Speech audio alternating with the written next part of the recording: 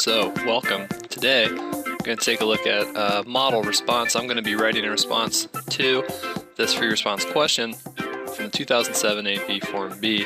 You can find this at the AP College Board website, and there's a link below at the bottom of the page. The prompt is here, and what we're going to do is start by dissecting the prompt, figuring out what it is we're meant to do, look at a down and dirty quick plan, and then I'll write. As I write, what I'll do is I'll have this timer here. I'm going to give myself about 37 minutes. I mean, realistically, I don't really need to plan. I know the prompt. I have time. This isn't a real test situation, but I'll limit myself to this amount of time, and then I'll spend just a minute or two to go back and look over it. You know, I could probably even do with a bit less time. We'll sort of see how it goes. I will be typing because I have horrendous handwriting and I want you to be able to read what it is I write. So I do type slowly. It'll probably all work out in the end. Okay, the first step is to dissect the prompt. We need to figure out what it is we're being asked to do. Obviously, here we get some context. Works of literature often depict acts of betrayal. It gets a bit more specific. Friends or family may betray a protagonist. That's a hint. Main characters may likewise be guilty of treachery or may betray their own values. Select a novel or play, folks. That's one.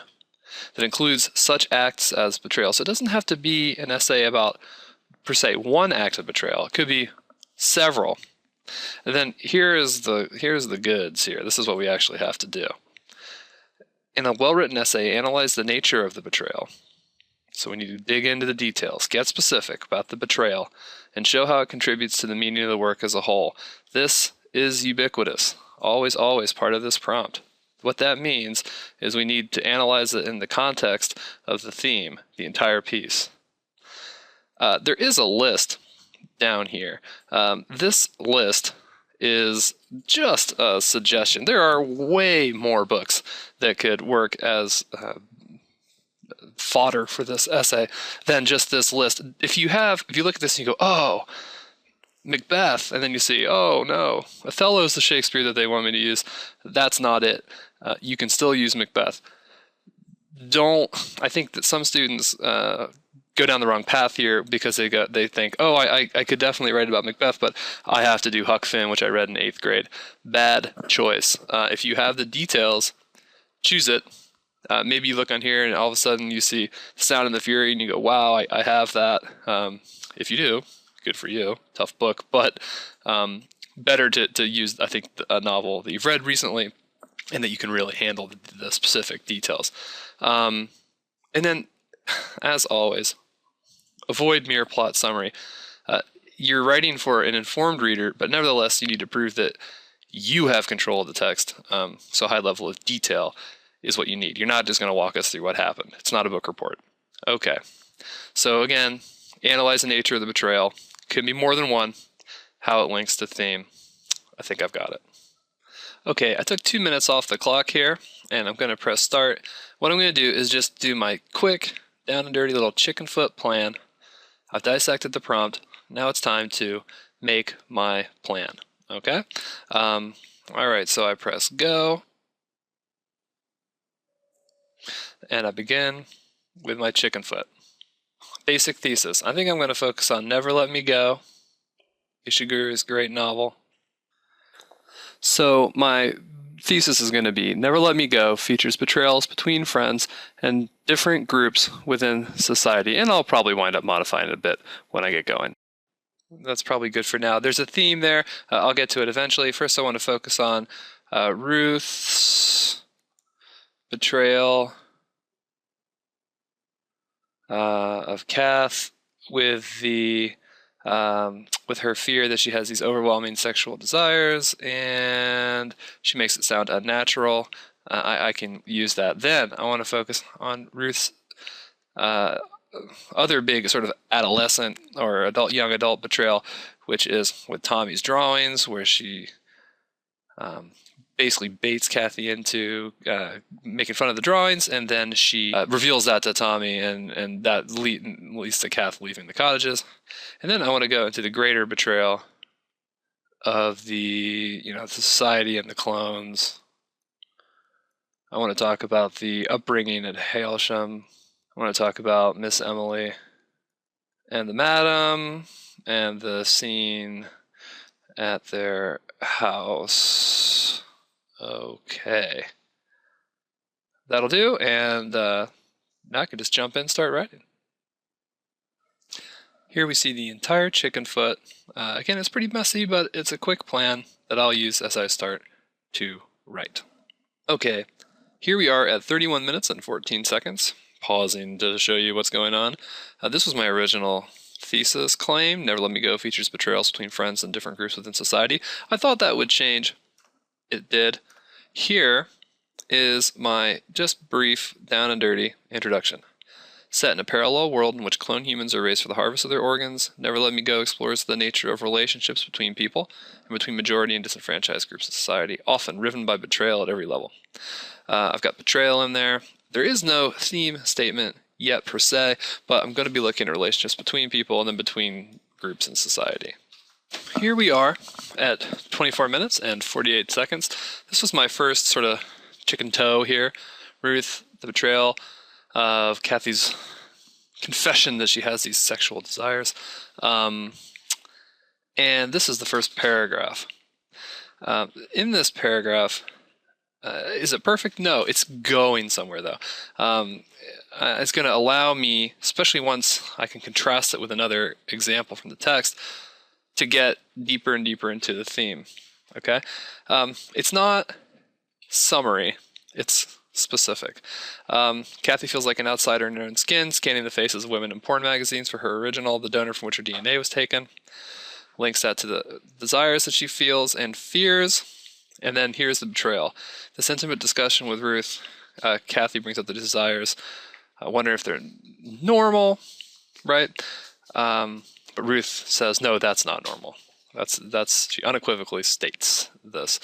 Then later, Ruth admits to Kathy that this was dishonest, that everybody feels that. And it had a major impact on Kathy. I could go here into a bit further if I wanted about these relationships being the only relationships that they have because they're clones. It's like family. Kathy relies on her. What I do ultimately do is I analyze the result of this betrayal, alienation. She doesn't connect to others substantively, feels less than fully human. This is the beginning here of analyzing theme. Internalizing messages sent by the dominant society outside of the clone society bubble. You want to watch out how much you do things like this, analyzing what doesn't happen. Ruth could have comforted Kathy, but I think kind of need to do that here, and it's just a sentence. And then I do that in order to say this. However, she betrayed Kathy in her time of need, straining their friendship, alienating Kathy from the only society into which she could fit, the cottages. Is it perfect? Again, no, but it's going somewhere. Okay? Again, timer, 24:48. Time to move on to Ruth's betrayal of Kathy in terms of Tommy's drawing. I probably ought to use some literary language here. I think I'll get into this protagonist, antagonist probably. Start using some of that and see where that leads me. Okay. So 17 minutes now. That took, 7.5 minutes for a paragraph. Paragraph number 2, Ruth's betrayal of Kath, or about Tommy's drawings. And this is what the paragraph looks like. Okay. Additionally, after Ruth and Kathy shared a laugh about the ridiculous nature of Tommy's animal drawings, the stage was set for further betrayals. Tommy was always poor at art at Hailsham, ultimately advised by Miss Lucy to give it up altogether. Miss Lucy understood what the students couldn't. Art was part of Miss Emily and Madam's pet project to prove the humanity of clones, to prove they indeed had souls and were deserving of better treatment. This I'm including especially because it's coming next. Set the stage a bit. It's also context. Whether Miss Lucy gave such advice to Tommy out of compassion or cynicism is unclear, but Tommy abandoned art until he found hopes of a deferral from donation and the persistent rumors of clone society. Of course, I could put some of these euphemisms like deferral, donation. I'm realizing I used original up here instead of other. That's a mistake. I probably want to try to get back to that just to clean that up. At any rate, I may want to put those in quotation marks.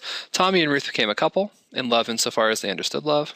Kathy and Tommy have a close relationship when they graded on Ruth occasionally. You can see sometimes this happens in timed writing. Some of the sentence patterns are kind of similar, but I think I break that after this. Toward the end of their time at the cottages, Ruth betrayed Kathy by sharing that they both found his animal drawings ridiculous with Tommy. Kathy was humiliated and shamed. Soon after, Kathy left the cottages for her care position. This betrayal is particularly odious because it mocked not only Tommy and Kathy's relationship, one of two supportive relationships that they carried from their childhoods at Hailsham, but also because it mocked Tommy's will to live, to love, to be human. The strains at the edges of clone society become apparent through this betrayal as well. Trust is hard to hold on to when life is so short and brutal. This is going to allow me entree, I think, into this idea, the greater betrayal by society. Society includes the upbringing, some of the ironies there, the really sad, dramatic ironies, culminating in the scene at Miss Emily and Madam's house. So that's where I'm going. 17 minutes. Seems like I have enough time. I don't want to mess around too much because really by the time I get this next paragraph done, if I'm going at the same speed as I have been going, I'm going to have maybe slightly less than 10 minutes left. Then I want to bang out a nice conclusion that leaps to a important thematic idea or concept, and then additionally I want to have a few minutes to go back and clean stuff up. Like I definitely want to change original for other. Okay, so paragraph 3, let's just go back and look.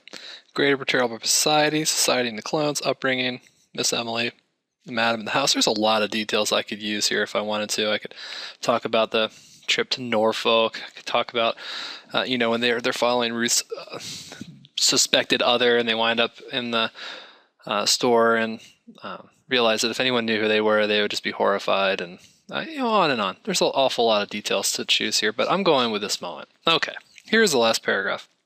Of course, in the grand scheme of the novel, the interpersonal betrayals pale in comparison to, and serve as a metaphor for, the tremendous betrayal of humanity on the part of a society that could produce human clones as chattel for the provision of organs to alien viviparous humans.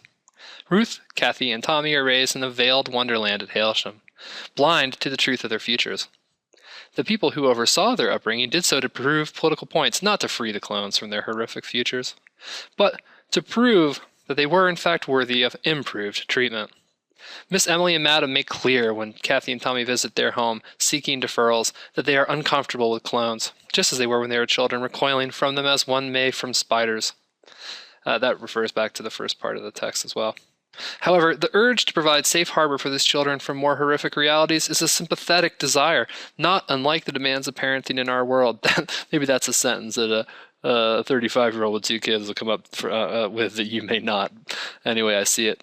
Of course, they still socialize the clones to be led like lambs to the slaughter, preparing them slowly and subtly to accept their fate, which is the greatest betrayal of all.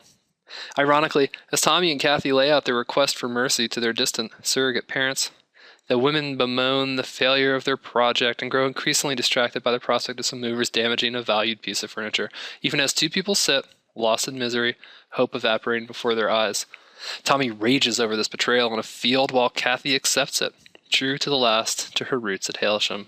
Tommy in his fits, presented as evidence of his childish imbalance by the narrator Kath, present the most rational response of all to this terrifying reality of all clones. Yeah, I don't know if I love it, but I think it'll do. I can see room for improvement. But at any rate, I think I'm dealing with themes. There's specific details throughout. It's based on the text. Let's go back to the thesis. Set in the parallel world in which clone humans are raised for the harvest of organs, Never Let Me Go explores the nature of relationships between people and between majority and disenfranchised groups in society, often riven by betrayal at every level. It's pretty vague, really, so I think it lets me do all of this, and it makes some sense. And, one thing to note, I don't even know if I agree with myself all throughout here. I think there are a lot of ways of looking at a text as complex and rich as Never Let Me Go. And maybe, it's not a betrayal to raise them to accept their fate. Maybe that's what everybody does. Maybe that's the nature of life on Earth. Maybe it's the kindest thing we can do for each other. I can argue both sides of this. I think I can see support for both, but I don't want to do that necessarily when I'm writing this essay. So I think this works for now. So time. Yeah, look at that, 8:29. That's not bad. I need a conclusion, but I've said an awful lot here, I think. So I'm just going to dive in. I think I want to try to tie the relationship of the interpersonal betrayal to the greater betrayal, something about the society, wrap up that way, then a few minutes to just go back and clean up. So 3 minutes and 58 seconds remaining. I've got my conclusion. I got some time to clean up what I have going on. So let's take a look at the conclusion. Without healthy models, the clones pattern their relationships after those they see on television at the cottages and play with power dynamics through the most serious of imaginary concepts at Hailsham. Ruth betrays Kath throughout the text, but we see only Ruth's cruelty through Kathy's eyes as a narrator. It may well be that Kathy has invited betrayal through those of her own, and this seems to be implied at times. One way or another, it is obvious that the society in which the clones function, hidden in plain sight, is rotten to the core, betraying the humanity of all living people through the maintenance and functioning of a horrific institution like organ farming. Ishiguro exposes the complex hypocrisies of raising children, of relationships platonic and sexual, of social dynamics, and of society itself throughout the many betrayals and Never Let Me Go. Now I can use the rest of this time to go back up, take a look. I'd like to change original to other. I'm going to have a look here at some of the things that I think I can improve, and I've got the time to do it. All right, I'm finished. I've got like 1 minute and 8 seconds left. I changed original to other. I put some quotation marks around it. And really the main thing I did was I changed all the verb tenses to past tense in the first paragraph because I realized about halfway through I had switched tenses from present, which I think I prefer. And honestly, it depends on who you ask. Right and present, right and past. Just do it the same. Just stay consistent. So I changed it. And of course, that would be really difficult to do in a timed essay. You'd be scratching out. It probably wouldn't be worth it. Anyway, I had the time and the opportunity, so I did it. As I look at this, I think this is a piece that can work. I've done the things I wanted to do. I've written about theme. I've been specific. And I've used this plan, obviously not exactly as it's written, but I used it. I did a lot of thinking as I wrote, and I think I have something that will work. So please do have a look at the version of the document down at the bottom of the page. Read it. Go to the AP website. See what they have for you. They have lots of different released exams. You can look at the rubrics. You can look at examples. It may not be your idea of a blast on a Saturday night, but maybe on a Sunday early morning you can do a little bit of writing. Think about books. Play with language, and then see how you do. Once or twice is probably enough practice, and you can learn something about not just the text that you're reading, but about the art of composition. So thanks for watching. I hope you found it useful, and I wish you best of luck on all your AP open-ended responses from here on out. Thanks.